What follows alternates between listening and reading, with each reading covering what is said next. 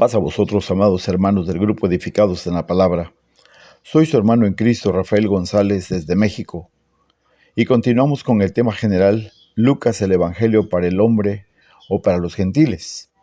Ya en la 16ª semana. Y hoy, precisamente hoy nos toca ver el tema, la cuestión referida a gobierno y religión. ¿Cuál es más importante? Y bueno, como siempre se los digo, vámonos de inmediato al tema de este día. Y como introducción le comento, hay un tema que ha generado muchas discusiones en el mundo y es el que trata la separación de la Iglesia y el Estado y la contribución de cada uno de ellos o el uno al otro en perfecta armonía. Nuestra sociedad actual, amados hermanos, es testigo de numerosos abusos por ambas partes, tanto la Iglesia como el gobierno. Y el Estado ha intentado usurpar funciones y lealtad de vida solo a Dios. Los anarquistas promueven la revolución en nombre de la rectitud, en nombre de la honradez, mientras se niegan a rendir su legítima lealtad a la autoridad ordenada por Dios. Pero ¿cómo podemos andar a través de la complejidad de este importante tema? Veamos qué nos dice la palabra de nuestro Dios en esta mañana, que dice Lucas capítulo 20, del 19 al 26, En ese mismo instante los principales sacerdotes y los escribas trataron de echarle mano, pues comprendieron que, al contar esa parábola, Jesús se refería a ellos, pero tenían miedo de la gente. Entonces enviaron espías que parecían gente buena, para que lo acecharan y atraparan a Jesús en sus propias palabras, y así poder ponerlo bajo el poder y la autoridad del gobernador. Verso 21. Los espías le preguntaron: Maestro, sabemos que dices y enseñas con rectitud, y que no discriminas a nadie, sino que en verdad enseñas el camino de Dios. ¿No está permitido pagar tributo a César, sí o no? Pero Jesús se dio cuenta de sus malas intenciones y les dijo: Muéstrenme una moneda. ¿De quién es la imagen y la inscripción? Ellos respondieron: del César. Entonces Jesús les dijo: Pues den al César lo que es del César y a Dios lo que es de Dios. Así que no pudieron sorprenderlo ante el pueblo en ninguna palabra, y admirados de su respuesta, no dijeron más. En este texto podemos ver y darnos cuenta que los enemigos de Jesús han atacado su autoridad, han sido desarmados totalmente por el mismo Jesús. Ahora intentan burlar la autoridad poniéndolo en peligro ante los gobernantes romanos. Pero fíjese una cosa, Jesús imparte aquí una gran enseñanza tan clara e irrefutable que calla la boca de sus críticos, pero además de críticos eran intrigantes que intentaban conducirlo por el camino de la insurrección. Y esa insurrección era en contra del gobierno romano, que ellos querían sorprenderlo en algo así para acusarlo. Y creían haber planteado la pregunta trampa perfecta. Pero Jesús destruye su falsa opción con una visión más completa de la relación entre la Iglesia y el Estado. Y entonces me gustaría que viéramos el motivo de la pregunta. Los religiosos querían destruir a Jesús. Y dice el verso 19 al 21, que lo acabamos de leer: en ese momento, o en ese instante, los principales sacerdotes y los escribas trataron de echarle mano, pues comprendieron que al contar esa parábola, Jesús se refería a ellos, pero tenían miedo de la gente. Entonces enviaron espías que parecían gente buena para que lo acecharan y lo atraparan a Jesús en sus propias palabras y así poder ponerlo bajo el poder y la autoridad del gobernador. Los espías le preguntaron: Maestro, sabemos que dices y enseñas con rectitud y que no discriminas a nadie, sino que en verdad enseñas el camino de Dios. Ese intento que hacen de capturar a Jesús, había una urgencia en ese intento, había una urgencia. Por eso ellos dicen, en ese mismo instante los principales sacerdotes y los escribas trataron de echarle mano. Eso dice el texto. Había una urgencia, porque ellos estaban inquietos por la popularidad que tenía Jesús, por la popularidad que adquiría cada día. Y por eso dicen ellos, dice el texto, pero tenían miedo de la gente. Ahora, entendiendo la acusación contra Jesús, o de Jesús contra ellos también, dice el texto que acabamos de leer, pues comprendieron que al contar esa parábola, Jesús se refería a ellos. Se sintieron aludidos. Eso fue lo que pasó, se sintieron aludidos. Pero me parece que los líderes intentaron arrestar a Jesús, lo que provocó una fuerte reacción del pueblo, obligándolos a abandonar el momento y desarrollar una estrategia que facilitara su arresto, que facilitara la crucifixión y más decretos que pudieran echarle. Mire, el Evangelio de Lucas lo explica con mayor claridad, porque el desafío directo de los líderes de Israel a la autoridad de Jesús les había salido mal, causándoles vergüenza delante de la gente. Y al parecer, amados hermanos, su intento de arrestar a Jesús públicamente también había fracasado. Y esa motivación de los líderes era clara. Ellos tenían deseos de encarcelarlo, de arrestarlo, de crucificarlo. Pero habían sido humillados por Jesús y pretendían vengarse. Querían vengarse de las palabras que había pronunciado contra ellos, de acuerdo al verso 19. ¿Qué es lo que dice el verso 19? Ellos pensaron que era contra ellos la parábola. Ya anteriormente ellos habían propuesto ejecutar a Jesús debido a la amenaza que representaba. ¿Sí? Pero ahora era más que eso, una venganza personal. Le pusieron vigilancia, mandaron espías disfrazados, hicieron una estrategia, había un plan siniestro, pero no pudieron, no podían, tenían miedo, porque sabían ellos que esos conceptos falsos de ciudadanía los iban a delatar. Verso 22, mire, ¿no está permitido pagar tributo al César o no? Dice el texto, ¿nos está permitido pagar tributo al César o no? Pero Jesús se dio cuenta de sus malas intenciones y les dijo, no nos está permitido. Y Jesús les dijo que le dieran una moneda. Esta es una situación, amados hermanos, de como cuando decimos aquí o allá. Bueno, esto o el otro. Los espías intentaron poner a Jesús en un dilema. Era una trampa para que fuera condenado independientemente de su respuesta.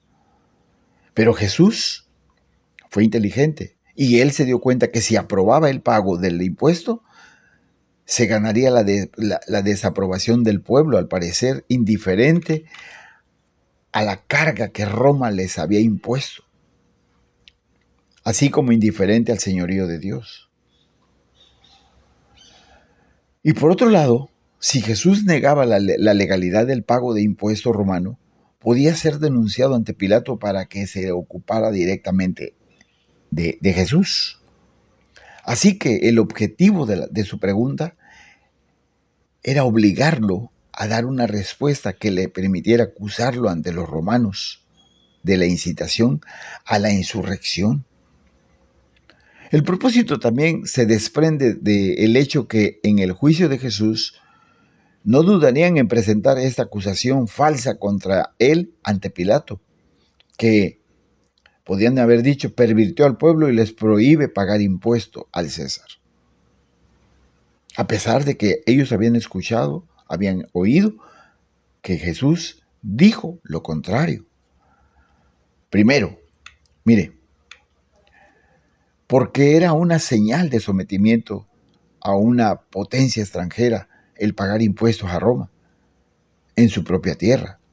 Y segundo, porque la moneda con la que se pagaba el denario llevaba estampada la esfinge del emperador romano.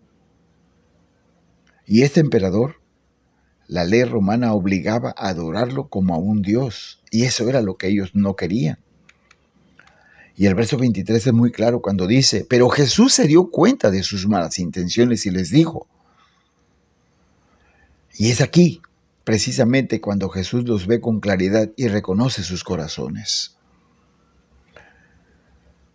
Reconoce sus motivaciones internas. Se da cuenta de la trampa que intenta tenderle. ¿Por qué? Por eso ocupa precisamente la misma moneda. La imagen que tiene acuñada en las monedas es la imagen del gobierno. Y ocupa la misma moneda precisamente para poder explicarlo. Y por eso dice, verso 24, muéstrenme una moneda. Y al tenerla en la mano, él pregunta, ¿de quién son la imagen y la inscripción? Y ellos mismos respondieron, amados hermanos, dice el texto, ellos respondieron, del César. Y en el verso 25 les dice, entonces Jesús les dijo, pues den al César lo que es del César y a Dios lo que es de Dios. Aquí Jesús les presenta una lección objetiva, no subjetiva, objetiva, real. Muéstrenme una moneda. ¿De quién son la imagen y la inscripción? Es claro. O sea, ¿de quién es esto? Es de Roma. Entonces dale a Roma lo que es de Roma. Y ellos respondieron del César. Entonces dale al César lo que es del César. El Señor no es un anarquista. Nunca podemos justificar la desobediencia a la autoridad civil apelando a Jesús. Nunca podemos decir que estamos obedeciendo a Dios si no estamos pagando impuestos, si estamos evadiendo impuestos. Porque eso indicaría que si bien el dinero de los impuestos puede pertenecer al gobierno, las personas pertenecen a Dios. Una cosa sí, es que los gobiernos exijan a los hombres que les deban impuestos, pero otra muy distinta es que los gobiernos crean que también tienen derecho a poseer a las personas. Y es ahí precisamente que Jesús les da esa respuesta. Al César lo que es del César y a Dios lo que es de Dios. O sea, al César darle los impuestos con la misma moneda que te paga. Y a Dios dale tu corazón en alabanza y en adoración. Porque mire, dice Jeremías 31:33, cuando hayan pasado esos días, el pacto que haré con la casa de Israel será el siguiente. Pondré mi ley en su mente y las escribiré en su corazón, y yo seré su Dios, y ellos serán mi pueblo. Entonces, la proclamación que Jesús hace es fundamental. Es fundamental. Pues den a César lo que es del César y a Dios lo que es de Dios. Y la verdad, hermanos, que puedo decirles, no había manera de una acusación de deslealtad a César por parte de Jesús, sino que también podían darse cuenta ellos que Jesús enfatizaba la lealtad a Dios, porque Jesús afirmaba que el hombre es ciudadano del cielo y de la tierra a la vez. Esto no significa dividir la vida en compartimentos dentro de nosotros, como si los deberes de una ciudadanía pudieran cumplirse sin referencia a los de la otra. Yo no puedo decir que cumplo mis deberes ciudadanos si estoy olvidando a Dios. O yo no puedo decir que adoro a Dios si estoy olvidando mis deberes ciudadanos. No se puede. Jesús fue claro. Por eso digo, es totalmente fundamental su respuesta. Esto no lo justifica a renunciar a su lealtad al César, pero sí significa que siempre debe tener presente que el aspecto más importante de la vida no pertenece al César, sino el César se extravía en ese ámbito. No puede exigir la lealtad, porque el hombre pertenece a Dios. Pertenece a Dios. Y los religiosos de ese tiempo no tuvieron otra opción nada más que quedarse callados. No dijeron más. Dice el verso 26. Así que no pudieron sorprenderlo ante el pueblo en ninguna palabra y admirados de su respuesta, no dijeron más. Y entonces se fueron, se alejaron frustrados, porque la mala intención fue completamente frustrada. Jesús estaba guiado totalmente por el Espíritu Santo en ese momento. Y él mismo, Dios en él, no podía fallar. Ahora, todo mundo se queda fascinado, incluso ellos mismos que trataban de tenderle la trampa, quedaron fascinados con la respuesta. Dice el texto, y admirados de su respuesta. Ellos estaban asombrados de que Jesús pudiera navegar con tanta habilidad y evadir la trampa y evitar cualquier enredo que ellos tendieran. Se dieron cuenta, estaban totalmente fascinados, sorprendidos de tan maravillosa respuesta.